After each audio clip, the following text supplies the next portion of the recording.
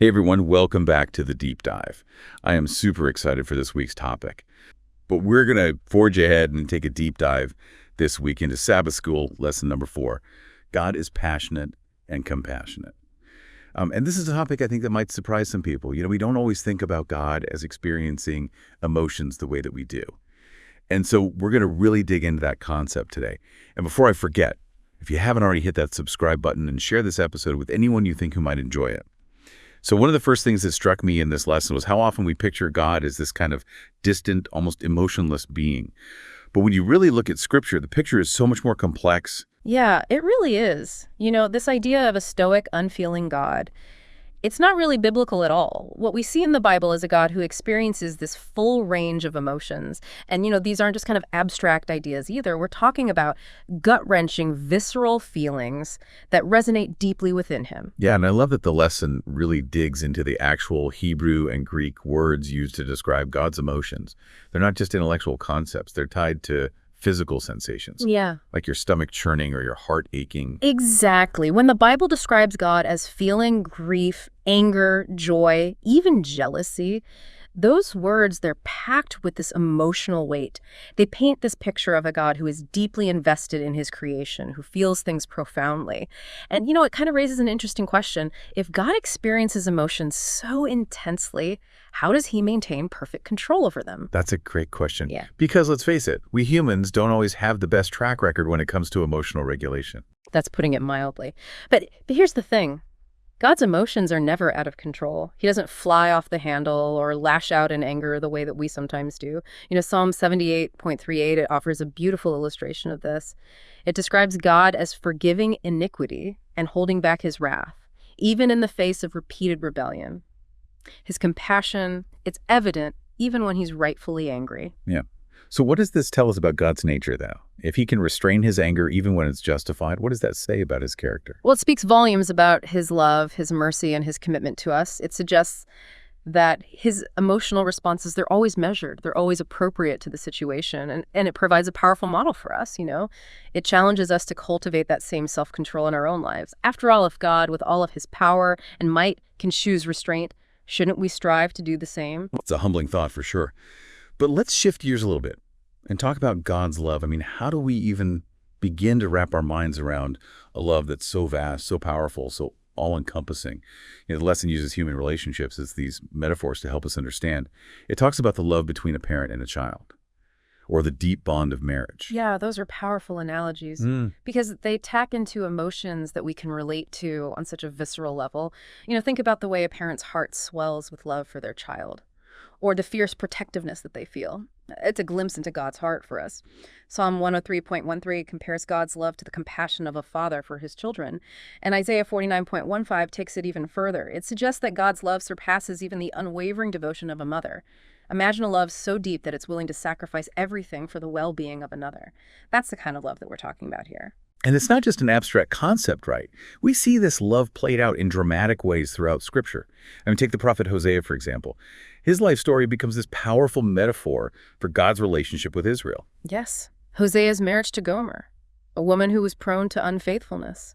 It becomes this mirror reflecting God's relationship with his people. It's a heartbreaking story. Yeah. Filled with betrayal and heartache. But it also reveals the depths of God's love and his unwavering commitment to those that he loves. Yeah, Hosea 11 is especially poignant, I think. God's tenderness and anguish as he witnesses Israel's repeated unfaithfulness. They're just palpable. The imagery that the prophet uses is so evocative. Yeah. Especially that description of God drawing his people with bands of love, like a parent patiently teaching a child to walk. Yeah, there's so much tenderness in those words, but also this sense of deep sorrow. You can almost hear the heartbreak in God's voice as he laments Israel's turning away from him. And it makes you realize that God's love isn't just some passive feeling. It's this dynamic force that moves him to action, that compels him to pursue us relentlessly, even when we resist. And that brings us to a passage that always makes me pause and think. Hosea 11.8, where God says, "My heart churns within me. My sympathy is stirred." Those words are powerful, aren't they? They suggest this level of emotional intensity that's just hard to fathom. Absolutely. And we know that that's not just poetic language, because that same phrasing, that visceral description of a churning heart. It's used in other parts of Scripture to describe profound human emotion. Yeah, like when Joseph is reunited with his brother Benjamin after years of separation, right? Yeah, Or the mother's reaction in the story of King Solomon and the two women claiming the same child. exactly. So we're not talking about some watered-down version of love here. We're talking about gut-wrenching, visceral responses, a kind of love that moves you to action, that makes you do things that you never thought possible. And that kind of love, well, it leads us to some pretty challenging questions about God's nature, doesn't it? It does. And one of those challenging questions revolves around the concept of God's jealousy, which is a topic that we'll delve into in the next part of our deep dive. So stay with us. You know, we ended part one talking about that intense, gut-wrenching nature of God's love. And it naturally leads us to a concept that I think can make some people uncomfortable, God's jealousy. Yeah, it's definitely a word that carries some baggage, right? I mean, in our modern culture, jealousy is usually seen as this negative emotion, something petty and destructive.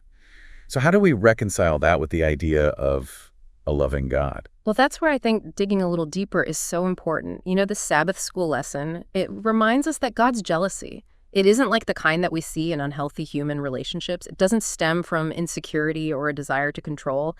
It's actually rooted in his passionate, unwavering love for us and his desire for this deep, exclusive relationship. So it's more about protecting something precious than it is about possessiveness. Exactly. Think about it this way. When you truly love someone, you want what's best for them. You don't want to see them hurt or led astray. And that's the heart of God's jealousy. He knows that turning away from him ultimately leads to pain and emptiness. So his jealousy is a reflection of his desire to protect us from harm. Okay, that makes sense. But the lesson also points out that in 1 Corinthians 13, Paul describes love as something that does not envy. So how do we square that with the idea of God being a jealous God, as described in the Old Testament? Yeah, that's a good question. I think that's where we need to understand the nuances of the language being used. The Hebrew word for jealousy is kana, and it has this broader range of meaning than our modern English word. It can encompass both negative envy and a righteous passion for an exclusive relationship. So it's about context. The same word can have different connotations depending on how it's used. Precisely. And when we look at how kana is used to describe God's jealousy, it's always in the context of his deep love for his people and his desire to protect them from spiritual harm. So it's not that God is envious of what others have, but rather he's deeply invested in our well-being. And he doesn't want to see us settle for anything less than a full relationship with him. You got it. And there's actually a specific phrase that's used in the New Testament that helps to clarify this further. Godly jealousy. Paul uses this term in 2 Corinthians 11.2, where he's expressing his concern that the Corinthians might be led astray by false teachers. He says, I am jealous for you with a godly jealousy. So his jealousy is rooted in a love that wants to protect them, to keep them on the right path, to ensure their spiritual well-being. Exactly. And that's the essence of God's jealousy as well. It's not about control or possessiveness. It's about this passionate, protective love that desires our ultimate good.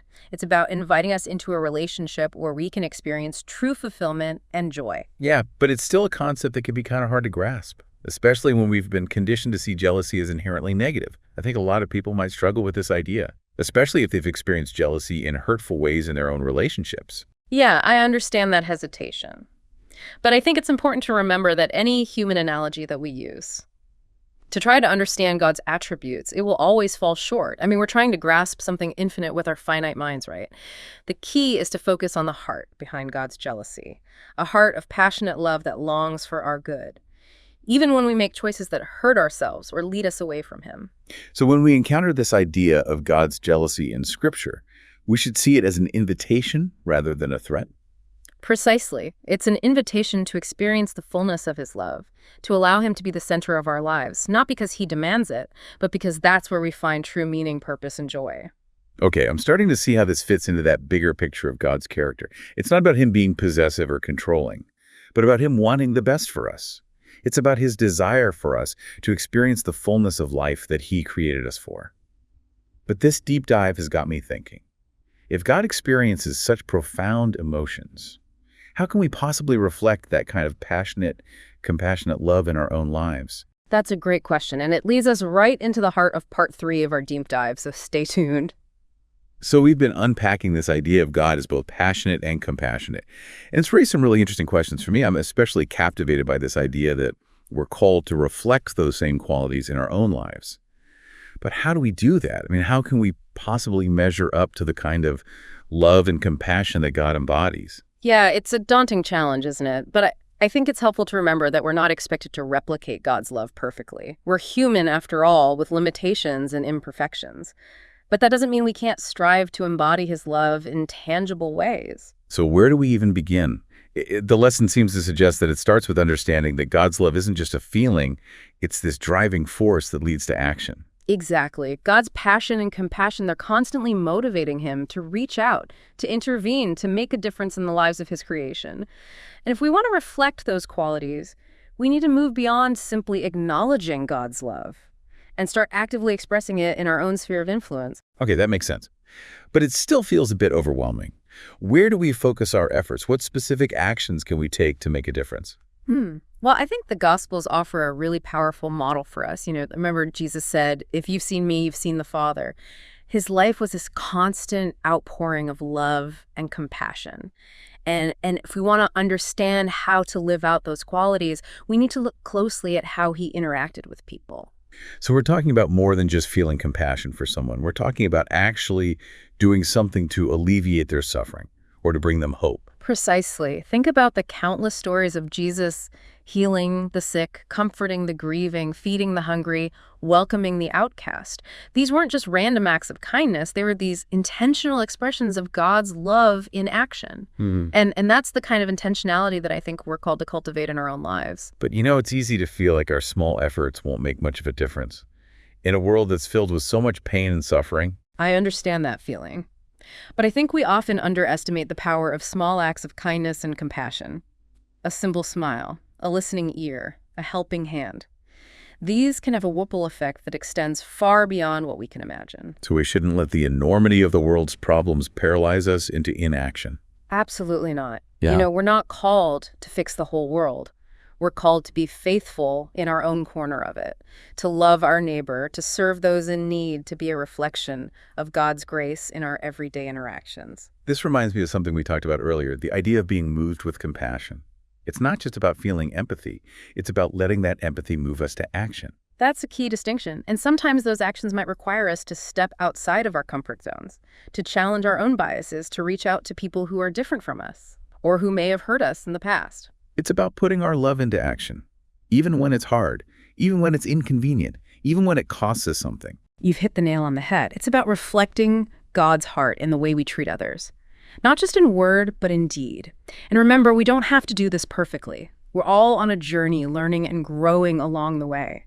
The important thing is that we keep striving, keep seeking to embody God's passion and compassion in tangible ways. It's a beautiful vision.